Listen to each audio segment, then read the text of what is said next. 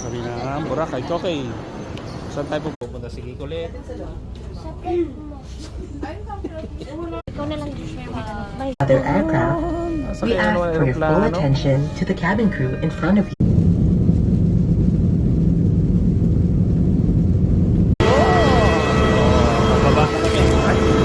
Ticket. Pinangalanan, may pangalan.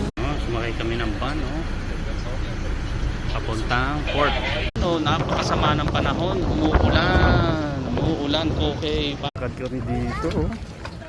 Ayun, ang barka. Napaka-challenging bago sumakay ng barko. Ayan, sa Boracay.